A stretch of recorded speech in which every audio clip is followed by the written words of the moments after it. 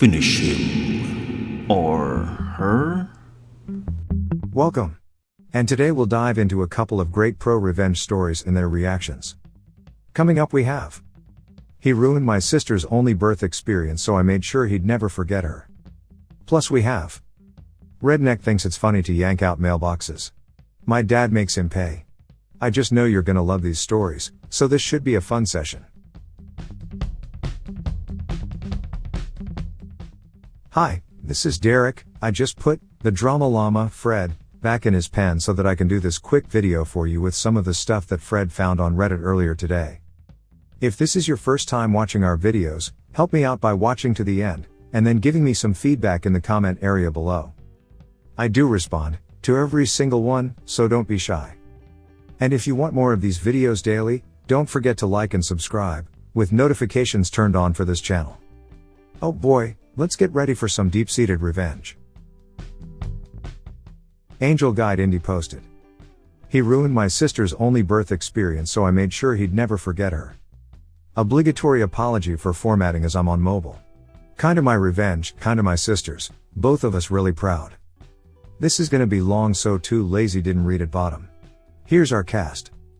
My sister, we'll call her Sarah for the story. Sister's ex-BF, Paul. Ex-BF's new wife, Jane. Ex-BF's parents, Mr. and Mrs. Doe. Oldest brother, Zeke, our parents and me. When I was 14 and my oldest sister, Sarah, was 22, we found out that she was pregnant with Paul, her boyfriend of 4 years. They immediately got engaged and they were really happy. For a time. Sarah had a horrible pregnancy. About 16 to 18 weeks, and the wonder of creating a human life evaporated within her. She developed hyperemesis, which, if you don't know, is really bad morning sickness. She was constantly in pain. She developed gestational diabetes. And just all around hated the experience. Around this time, Paul, the then fiancé, started getting sick of the complaining. I believe the argument was, your body is built to do this, it can't be that bad. Sarah was due around Valentine's Day, and Paul's parents, Mr. and Mrs. Doe, were very excited. Both about the grandkid and the fact that he could be born on a holiday. She was very against that and really hoped that her son wouldn't be born on a holiday. Even one as small as Valentine's Day. Her birthday sometimes falls on Easter and she hates it. Because it might make him feel that his day isn't very much about him. Well, Mrs. Doe says something like, well, if you name him Valentine or Valentino, then that'll make the day even more special to him. Again, sister hated the idea. She thought it was tacky, he'd be bullied for it, and just really didn't like the name Valentino. Paul loved it, but agreed to go with a more average name like Daniel or Jared. Fast forward to February and she was ready to get this over with. Sarah had officially been put on bed rest. Because while standing or walking her blood pressure took unexpected spikes and dips. I look back now and goodness do I feel bad for her. She was doing her best to avoid giving birth on Valentine's Day because, again, she didn't want him born on a holiday. Unfortunately, births happen when they happen. And that baby was going to come on Valentine's Day whether she wanted him to or not. I remember waiting out in the waiting room with my dad, brothers, and Paul, who couldn't stand to be in the delivery room because it was gross. I was so mad that he could have gone in but wouldn't. Because he thought my sister was gross while giving birth. Whereas I had to stay outside because I was too young to go in with my mom and other sister. Dad went home with the youngest 2 brothers while the oldest, Zeke, stayed to watch me because I refused to leave. 16 hours after Sarah went into labor, my little nephew was officially part of the family on the evening of Valentine's Day. Unfortunately, Sarah was not okay. She had to have an emergency cesarean section. And while doing the operation discovered that the back of her uterus, facing her spinal cord, had a very large and very severe, thankfully non-cancerous tumor. When I say large, I mean it was twice the size of a standard uterus. The doctors were shocked and didn't understand why nobody had noticed it on an ultrasound. It accounted for her severe back pain and blood pressure issues. The doctors immediately went in for more surgery to remove the tumor, but sadly ended up having to perform a full hysterectomy. This meant that my nephew would be Sarah's only child. Now while Sarah was in for surgery, Paul was taking care of everything baby related, to make sure his son was okay. In my 14-year-old self's memory, I remember him being suitably distraught. But I didn't really pay him much mind and spent my time in the waiting room with my mother and other sister. Zeke, however, wanted to be a good future brother-in-law and make sure that Paul was okay. He found Paul filling out the baby paperwork on his own looking, in my brother's words, like he had not a single worry in his mind. Zeke asked why Paul didn't wait for Sarah to fill out the paperwork, as she should have been put of surgery within the hour. And Paul said that he just wanted her to get her rest and heal. That checked out with Zeke, as he was 16 and didn't know any better at the time. Now I know what you're probably thinking. No, he wouldn't. He knows how much she hates that name. And still, she'd need to sign the paperwork too. My fellow peoples of Reddit, I regret to inform you that Paul forged Sarah's signature on the paperwork, and waited until she was out of surgery to hand said paperwork over. My sweet nephew, that was born on Valentine's Day, was named Valentino on his first official birth certificate. I still to this day don't know why Paul and his family were so insistent about the name.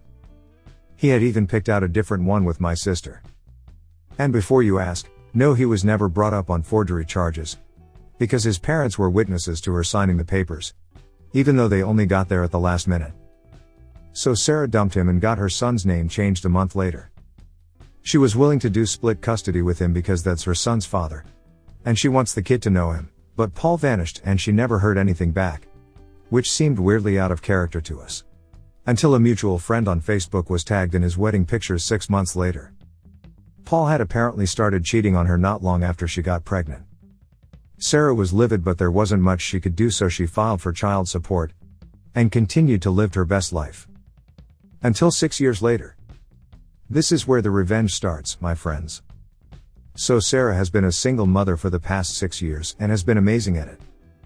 At this point in my career, I've been a hairdresser for about 8 months at our local Great Clips. I'm working one day, and who is seated before me but Jane, Paul's wife herself. I take her back for a trim and she clearly has no idea who I am.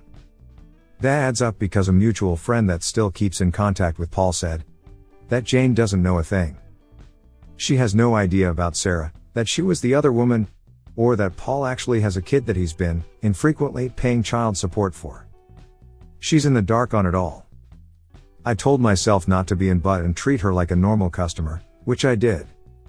Now at this point, Jane was heavily pregnant, so a lot of our conversation was about that. She loved being pregnant, but it was hard. Her husband was so unsympathetic, big shocker. And she was due in 10 weeks and they still hadn't picked out a name for their baby girl. Ladies and gentle peoples, this was my chance. I asked what kind of name she was looking for and she said, I want something unique and unusual, but not ridiculous like Brantley A. You know the ones I'm talking about, and Paul had suggested so many already. And she didn't like any of them. So I, conniving little weasel I am, said, what about Sarah? My sister's name isn't actually Sarah, she was named after an older family member that passed not long after she was born. But there was no female equivalent for his name, so our parents created one. It's a beautiful name and just what Jane was looking for. She loved it, she stuck by it, and I found out by stalking her Facebook months later that she had put her foot down about it, and that was their daughter's name. Now Paul has a daughter with his ex's name to remind him every day about her, and to also remind him to pay his child support. Little nephew is 10 years old now with a new name and no contact with his biological father, though we do still sometimes call him Val as a family nickname. He likes it but doesn't want to bring it to school, so it's staying a family nickname. Sarah pretends to hate when we call him that, in a joking way. As long as he likes it, she doesn't have a problem with it. And she's seeing a new guy who's really great and like a father to Val. What are your thoughts on this incredible story? Please share in the comments below. Now here's how some Reddit members reacted to this story. Ultra reacted with, "This is so fabulous. And he can't really say anything without revealing what an a-hole he is." Karen Size for You reacted with, "Wow, that guy is a see you next Tuesday. Good riddance. Also I love the revenge because it is one that will stick." Call of the Wild reacted with, "This is Shakespearean level pro-revenge. Even with all the turntabling there is still an atomic bomb of a mic drop hanging over the dude's head when or if he finds out how the name was planted." What a bunch of great reactions. Now on to the next story posted by Anonymous. Who posted? Redneck thinks it's funny to yank out mailboxes. My dad makes him pay. Disclaimer, this happened a long time ago, but still makes me giggle to this day. So way back in the day, mid-90s or so, my family lived in a log cabin on 10 acres of land. In a rural area 10 minutes or so out of town. It wasn't totally the sticks. But you could definitely hear banjo music in the background sometimes. At the end of our nearly 1/4 mile long driveway was one of those roads. That was also technically a state highway. In the end I'd trudge down to wait for the bus. When I got home I'd grab the mail and carry it back. Until one Monday morning when I went out and noticed the mailbox was gone. On closer inspection looked like it had just been ripped out of the ground. Dad was obviously not pleased. He went to talk with the county sheriff who happened to live a mile down the road. Turns out it had been happening up and down the road for months. Someone was tossing a chain over mailboxes and yanking them out with their vehicle.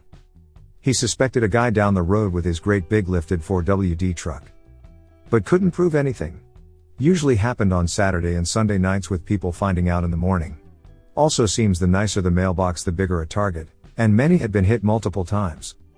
People had tried digging deeper, using more durable wood, etc. The guy just took it as a challenge and ripped them out again, soft, sandy ground, and his truck was a monster. Well, Dad said challenge effing accepted. A bit about my father. He's a steelworker with an engineering background and graduate degree. Built like a bear with forearms the size of my freaking legs. Most people looking at him would never think this monster of a man is also brilliant, but he is. The calm, cool type that almost never loses his temper. But wrong him and God help you. So Dad goes to Lowe's and buys the fanciest, prettiest mailbox they sell. He then proceeds to install it on top of an 8 feet long cylinder of 3 inches diameter hardened tool steel. But he wasn't done there. After digging down with post holers and dropping it in, he then filled it in with quickset concrete. To really sell it he then used some strips of 1/2 inch wood to cover the steel core of his now indestructible mailbox of doom. Primed and painted them so it looked like a standard 4 inches post. And even had my mom decorate it with flowers and such. He wanted it to be as tempting of a target as possible. Didn't even take a week. I went out for school in the morning and found the mailbox right where it should be. Attached to it was 30 feet of chain and an entire hitch assembly. Ripped right off the truck's frame, sheared the bolts. It was marvelous to behold. Sheriff gets called over, dies laughing when he sees it. He went to the house of the guy that was suspected. And sure enough verified the damage to his truck matched. Fun fact. Effing with a mailbox is a federal crime. As in you go to federal prison, not those cushy state places. Dad was unofficially rewarded by the sheriff's department with a few cases of beer and some venison. And after that every deputy in town would flash him a thumbs up whenever they saw him. Too lazy didn't read, guy was pulling out mailboxes with a chain attached to his truck. Dad makes invincible mailbox. Guy goes to federal prison. Apparently vandalism to mailboxes is far more common than I thought. And other people have taken similar measures. I guess great minds think alike. As many have commented, apparently federal prison is actually a lot better than state. Didn't know that, sorry. What are your thoughts on this incredible story? Please share in the comments below. Now here's how some Reddit members reacted to this story. Anti-socialite reacted with, "That is awesome. Your dad is a rock star." Greg Roover 96 reacted with, "In my town, buttheads would hit the mailboxes with baseball bats while driving down the road. My neighbor filled his with concrete and waited. That night while we sat on the porch, here comes the local dumb butts. And wham, screech and crash. The driver hit the box, and when the bat came back on him, it knocked the steering wheel out of his hands and he crashed into a tree, destroying his mom's car. Oops. 2 days later we see him riding past on a skateboard with his arm in a cast."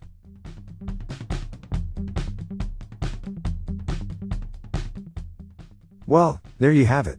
A perfectly great question answered by a bunch of fine and honorable citizens. Help support this channel by smashing the like and subscribe buttons. And hit that silly little bell as well to ensure you get the latest videos as they come out. Fred is always finding stuff for me to post regularly. So this is Derek signing off. Thanks for watching. Good grief, it sounds like Fred is out of his pen again. I think he found more drama for me to share with you. See you soon.